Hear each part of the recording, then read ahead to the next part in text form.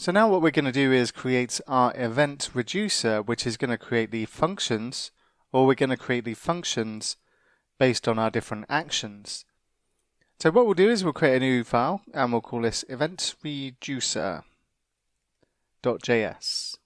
And the first thing we'll do is create some initial states.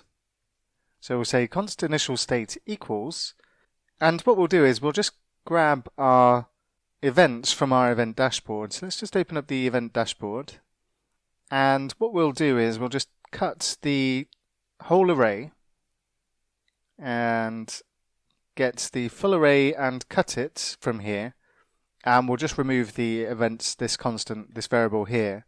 Obviously this is going to break our application in the short term, but we will be coming back to fix this. So in our event reducer we're just going to paste in the array of events, and I'll just reformat and make sure this is okay, and that looks good. And what we're going to create now is our reducer functions. So I'm going to say const create event equals, and we're going to pass a state and a payload in this case. And what we want to do from here is we've got our initial state is an array of 2 event objects. And when we create a new event, we want to take a copy of this array and add our new event into this array. Now, if only there was an operator in JavaScript that allowed us to spread the contents of our state over a new array and then allow us to add one onto it. And luckily for us there is, and what we're going to use is the spread operator. And what we'll do is we'll return an array and we'll spread the state, which contains our 2 events, and this now creates a new array with 2 events inside it. And what we can do is specify payload.event as the 3rd element of this array.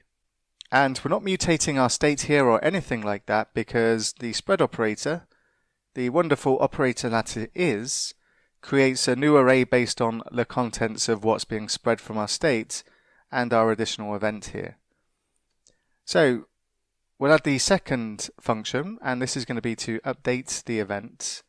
And once again we're going to take the state and the payload, and this state is our current state. So if we've added an event and our store has this state inside it with 3 events, then what comes into state is going to be 3 events. It's no longer our initial state.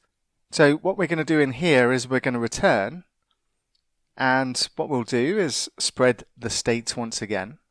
But this time what we want to do is we want to filter out the event that we're updating and then add back in the updated event that we're going to get from when we submit our form. So we'll use the filter method, and we'll say events and the event.id that's not equal to the payload.event.id. And this means we return all of the events in our events array that do not have the event ID that we're passing into our payload. And what we can do then is, because we're spreading our state, is add a comma and specify payloads.event. And this will add our updated events into the new array that we're creating that we then return, and that updates our store state. And our third function is going to be delete events, state and payload.